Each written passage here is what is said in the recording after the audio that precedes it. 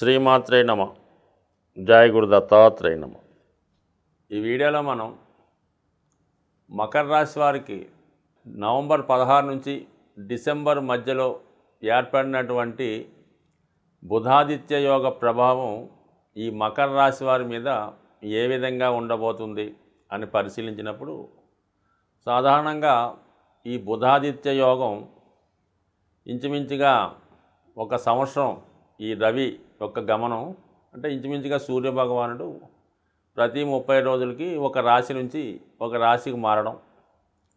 ఈ మారడంలో రవితో పాటుగా సుమారుగా శుక్రుడు, బుధుడు కూడా ప్రయాణిస్తూ ఉంటారు. కొంత ముందు వెనకగా ప్రయాణిస్తూ ఉంటారు. బాగా రవికి అతి దగ్గరగా ప్రయాణించే గ్రహం బుధ గ్రహం. మరి ఈ కారణం వల్ల తరచుగా ఈ బుధాదిత్య యోగం ఏదో ఒక రాశిలో సంవత్సరంలో ఒక 5-6 సార్లు కూడా ఏర్పడుతూ ఉంటుంది. అయితే ఈ యోగం అన్ని రాశుల వారికి మంచి ఫలితాన్ని అయితే ఇవ్వదు. కొన్ని రాశుల వారికి బుధాదిత్య యోగం అయితే మరి కొన్ని రాశుల వారికి ఇది నిపుణ యోగంగా ఏర్పడడం జరుగుతూ ఉంటుంది. నిపుణ యోగం అంటే చాలా నైపుణ్యంగా, చాలా తెలివిగా ఉండే అవకాశం అన్నమాట. అంటే చాలా టెక్నీషియన్ అన్నమాట. ఆ విధంగా ఉంటుంది. మరి మకర రాశి వారికి ఈ రవి అష్టమాధిపతి. అంటే ఒక విధంగా ఈ రాష్ట్రాధిపతి శనికి రవి శత్రుగ్రహం అవటం వల్ల టోటల్గా మరి రవి పాపగ్రహం. అలాగే బుధుడు ఈ రాశి వారికి భాగ్యాధిపతి. అయితే బుధుడు శనికి మిత్రుడైనప్పటికి కూడా బుధుడు స్వతంత్రంగా తన యొక్క ఫలితాన్ని ఇవ్వలేకపోతుంటాడు. శుభగ్రహాలతో కలిస్తే శుభుడుగాను, పాపగ్రహాలతో కలిస్తే పాపిగాను తన యొక్క ఫలితాన్ని ఇవ్వడం జరుగుతుంది. ఇప్పుడు ఈ బుధుడు రవితో కలిసి ఉండడం వలన ఒక విధంగా అష్టమ భావ ఫలితాలే ఎక్కువ రావడం జరుగుతుంది. అంటే అష్టమం అన్నది ఆల్ ఆఫ్ ది సడన్గా జరిగే సంఘటనలకి కారణం అవుతూ ఉంటుంది. అంటే ఇది కొన్ని సందర్భాల్లో ఈ యోగ ప్రభావం వల్ల మరి జాతకుడికి ఏవైనా చాలా కాలంగా దీర్ఘకాలంగా ఉన్నటువంటి సమస్యలు, కోర్టు సమస్యలు, ఆస్తి లావాదేవీలు, వారసత్వ సమస్యలు లాంటివి ఏమన్నా ఉంటే ఇది ఆటోమేటిక్గా మీకు అనుకూలంగా తీర్పు వచ్చే అవకాశం ఉన్నది. అలాగే న్యాయస్థానంలో ఏవైనా కేసులు పెండింగ్లో ఉంటే అవి సడన్గా మరి పరిష్కారమై మీకు కొంతవరకు అనుకూలంగా ఆ తీర్పు వచ్చే అవకాశం ఉన్నది.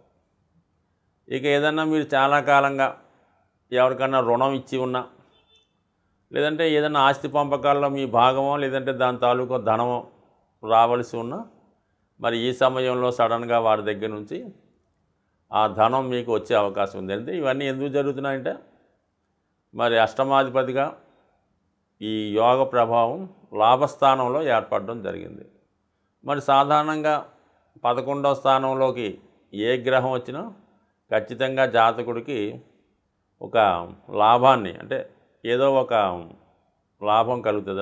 అది ఒక వార్త ద్వారా అవ్వచ్చు, ఫిజికల్గా ధనం అవ్వచ్చు, ఏదన్నా ఒక లాభం కలుగుతూ ఉంటుంది. చాలా సందర్భాల్లో చాలా కాలంగా దూరం అయిపోయినటువంటి బంధువులు కానీ మిత్రులు కానీ తిరిగి కలుసుకోవడం జరుగుతూ ఉంటుంది. సో ఇది ఏ విధంగా ఉంటే మరి ఏదన్నా ఒక గ్రహం వేరొక గ్రహంతో కలిసి ఒక యోగం ఏర్పడినప్పుడు, అంటే మనకి జ్యోతిష్ శాస్త్రంలో సుమారు 1000 యోగాలు కొందరు రాశారు. బాగా ఇంపార్టెంట్గా 300 యోగాలు మన బివి రామన్ గారు రాయడం జరిగింది. అందులో కొన్ని మంచి యోగాలు ఉన్నాయి, కొన్ని చెడ్డ యోగాలు ఉన్నాయి. అంటే అతి తరచుగా ఏర్పడే యోగాల్లో ఈ బుధాదిత్య యోగం ఒకటి, గజకేసరి యోగం ఒకటి, పంచమహాపురుష యోగాలు అనుకుందాం. ఇప్పుడు ఈ బుధాదిత్య యోగం అన్నది చాలా వరకు విద్యార్థులకి అనుకూలించే అంశం. అంటే విద్యార్థులు ఎవరన్నా ఉంటే వారికి ఉన్నత విద్యా అవకాశాలు, మంచి గురువు రావడం లభిస్తుంది. మరి ఇక్కడ రవి ఎప్పుడైతే ఉన్నాడో ప్రభుత్వం యొక్క ఇన్వాల్వ్మెంట్ ఉంటుంది. అంటే మీకు ప్రభుత్వ పథకాలు ఏవైనా రావాల్సి ఉంటే ఆ ప్రభుత్వ పథకాలు మీకు అనుకూలంగా వస్తాయి. మరి బుధుడు వ్యాపారకారకుడు, విద్యాకారకుడు కాబట్టి స్కాలర్షిప్పులు లాంటివి రావచ్చు. అలాగే ప్రభుత్వ అంటే మీకు 6వ స్థానం బుధుడు కాబట్టి రుణ ప్రయత్నాలు ఏవైనా చేస్తే అవి ఫలించవచ్చు. అలాగే బుధుడు మీకు అంటే రవి తండ్రి తరపు బంధువులకి, మీ అన్నదమ్ములకి అందరికీ కారణం అవుతే, బుధుడు మదర్ సైడు మీ యొక్క తల్లిగారు, మేనమామలు వీళ్ళందరికీ కూడా బుధుడు కారణం అవుతుంటాడు. మేనమామల సైడు ఇటు రవి కాబట్టి తండ్రి వైపు.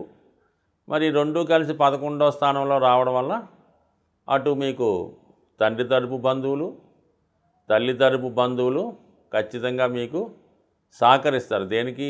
మీరు ఏదన్నా కార్యక్రమం చేపడితే దాని కొరకు వీళ్ళు సహకరించడం జరుగుతుంది. ఒకవేళ అదృష్టవశాత్తు మీ కుటుంబంలో ఏమైనా శుభకార్యం జరిగినప్పుడు కూడా ఇటువంటి సహకారం, బంధుమిత్రుల ఆగమనం, స్నేహితుల నుంచి శుభవార్తలు, విలువైన బహుమతులు రావడం ఇవన్నీ కూడా ఈ రాశి వారికి అనుకూలించే అంశంగా మనం పరిగణించవచ్చు. ఒక విధంగా మరి ఇక్కడ ఏమైంది, ఇప్పుడు లాభస్థానంలో ఉన్నటువంటి ఈ యోగానికి గురువు అంటే ధనకారకుడైనటువంటి గురువు చూడటం వల్ల మరి జాతకుడికి ధనయోగం ఏర్పడుతుంది.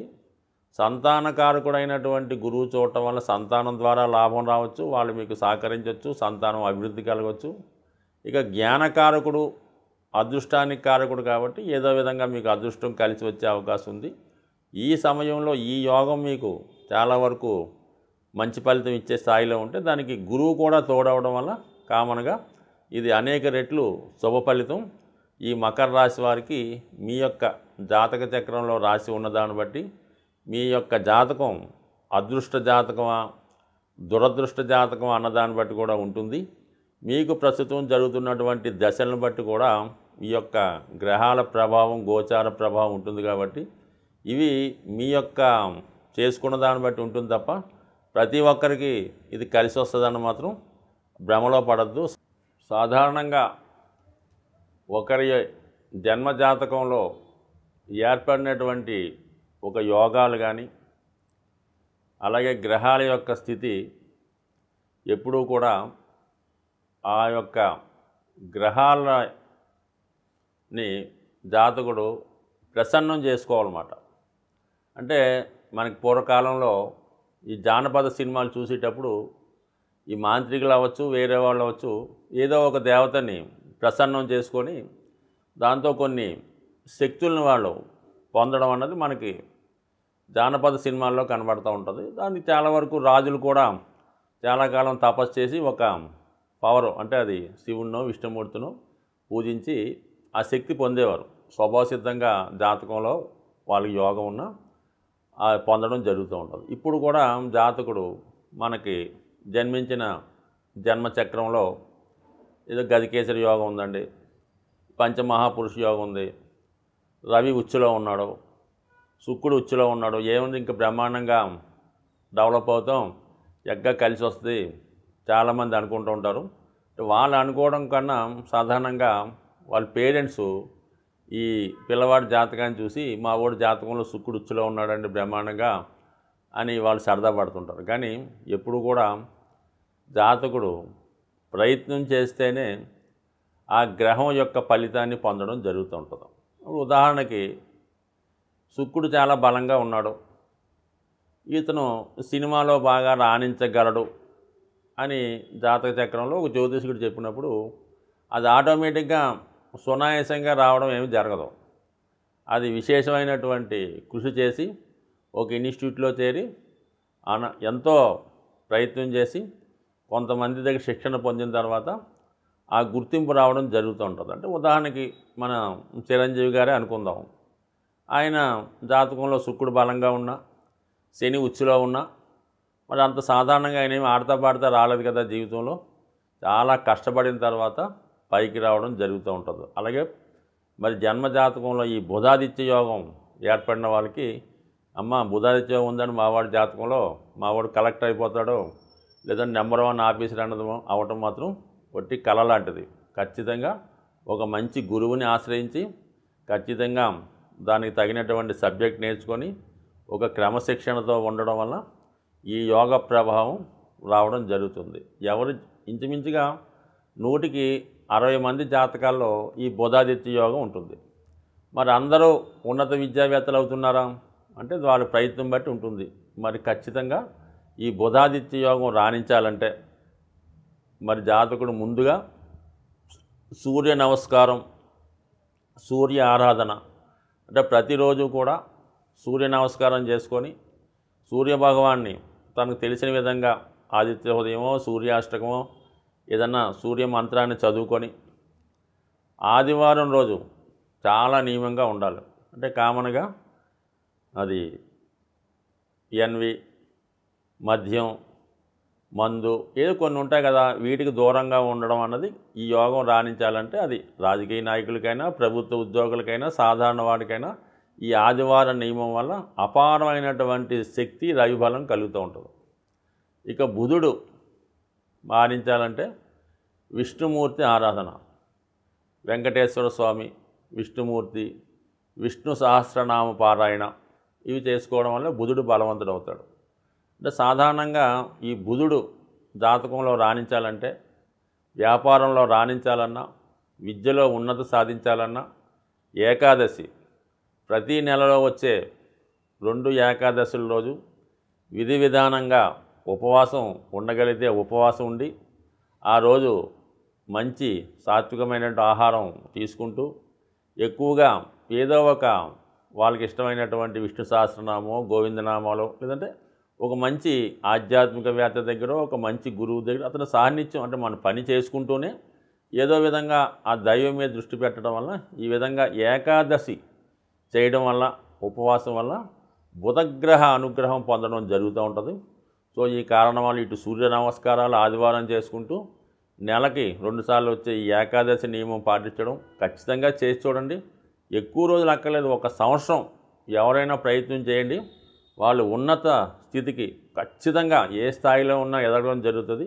వాళ్ళలో ఉన్నటువంటి ప్రశాంతత, వాళ్ళలో ఉన్నటువంటి ఆధ్యాత్మికత అటువంటి వ్యక్తుల దగ్గర మీరు 5 నిమిషాలు మాట్లాడినా ఎంతో ప్రశాంతత ఏర్పడే అవకాశం ఉంటుంది. కాబట్టి ఒకసారి ప్రతి ఒక్కరూ కూడా ముఖ్యంగా చదువులో విద్యార్థి దశలో ఉన్నవాళ్ళు ఈ నియమాలు పాటించడం వల్ల అలాగే చాలా హాస్టల్స్ అవి ఉంటుంటాయి కాబట్టి వాళ్ళు కూడా పిల్లలకి సాధ్యమైనంత వరకు ఈ ఆదివారం సూర్య నమస్కారం ఏకాదశి నేర్పడం వల్ల మీ యొక్క కాలేజీ కానీ మీ యొక్క ఇన్స్టిట్యూట్ కానీ 100% మంచి సక్సెస్ రేట్ పొందే అవకాశం ఉంటుంది. ఒకసారి ధర్మాన్ని కాపాడుతూ ప్రయత్నం చేయండి.